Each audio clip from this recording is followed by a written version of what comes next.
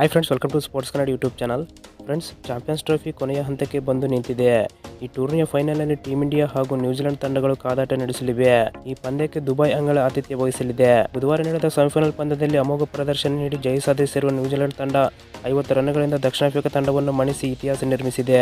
ಈಗ ಪ್ರಶಸ್ತಿ ಸುತ್ತಿನ ಕಾದಾಟದಲ್ಲಿ ಬಲಿಷ್ಠ ತಂಡಗಳಾದ ಭಾರತ ಹಾಗೂ ನ್ಯೂಜಿಲೆಂಡ್ ತಂಡಗಳ ನಡುವಣ ಹೋರಾಟ ನಡೆಯಲಿದೆ. ಲಾಹೋರ್ನಲ್ಲಿ ನಡೆದ ನ್ಯೂಜಿಲೆಂಡ್ ಹಾಗೂ ದಕ್ಷಿಣ ಆಫ್ರಿಕಾ ನಡುವಣ ಪಂದ್ಯ ಇತಿಹಾಸ ಪುಟದಲ್ಲಿ ಸ್ಥಾನ ಪಡೆದಿದೆ. ಹಾಗಿದ್ದರೆ ಇತಿಹಾಸ ಪುಟಕ್ಕೆ ಎಂಟ್ರಿ ಪಡೆದಿದ್ದು ಏಕೆ ಎಂಬ ಬಗ್ಗೆ ವರದಿ ಇಲ್ಲಿ ನೋಡೋಣ.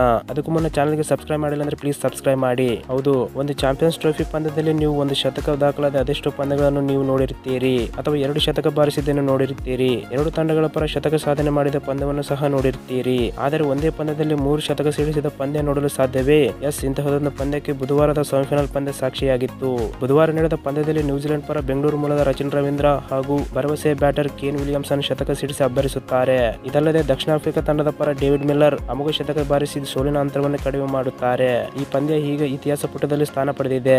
ಹೌದು, ಈ ಪಂದ್ಯದಲ್ಲಿ ಸವಾಲಿನ ಮೊತ್ತವನ್ನು ಹಿಂಬಾಲಿಸಿದ ದಕ್ಷಿಣ ಆಫ್ರಿಕಾ ತಂಡದ ಪರ ಡೇವಿಡ್ ಮಿಲ್ಲರ್ ಅಬ್ಬರಿಸಿದರು. ತಮ್ಮ ನೈಜ ಆಟವನ್ನು ಆಡಿದ ಡೇವಿಡ್ ಮಿಲ್ಲರ್ ನ್ಯೂಜಿಲೆಂಡ್ ಬೌಲರ್ಗಳಿಗೆ ಕಾಟ ನೀಡಿದರು. ಆದರೆ ಇವರಿಗೆ ಯಾವುದೇ ಒಬ್ಬ ಬ್ಯಾಟರ್ ಉತ್ತಮ ಸಾಥ್ ನೀಡಲಿಲ್ಲ ಎಂಬುದೇ ಬೇಸರ ಸಂಗತಿ. ಇವರ ಅಮೋಘ ಇನ್ನಿಂಗ್ಸ್ ಈಗ ದಾಖಲೆ ಪುಟಕ್ಕೆ ಸ್ಥಾನಕ್ಕೆ ಪಡೆದಿದೆ. ಮಿಲ್ಲರ್ 67 ಎಸೆತಗಳಲ್ಲಿ ಅಜಯ್ 100 ರನ್ ಗಳಿಸಿದರು. ಇದು ಚಾಂಪಿಯನ್ಸ್ ಟ್ರೋಫಿಯ ಇತಿಹಾಸದಲ್ಲಿ ದಾಖಲಾದ ಅತ್ಯಂತ ವೇಗದ ಶತಕ.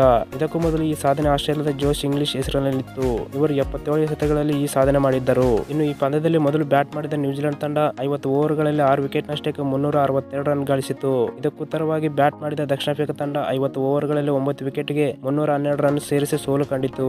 ಈ ಮೂಲಕ ದಕ್ಷಿಣ ಆಫ್ರಿಕಾ ತಂಡ ಐಸಿಸಿ ಟೂರ್ನಿಯ ಫೈನಲ್ ಪ್ರವೇಶಿಸುವ ಮತ್ತೊಂದು ಅವಕಾಶವನ್ನು ಕೈ ಚೆಲ್ಲಿತು. ಓಕೆ ಫ್ರೆಂಡ್ಸ್, ಈ ವಿಡಿಯೋಗೆ ತಪ್ಪದೆ ಒಂದು ಲೈಕ್ ಮಾಡಿ. ಇದೇ ತರ ಇಂಟ್ರೆಸ್ಟಿಂಗ್ ವಿಡಿಯೋಗಳಿಗಾಗಿ ಚಾನಲ್ ಸಬ್ಸ್ಕ್ರೈಬ್ ಮಾಡಿ. Thank you for watching.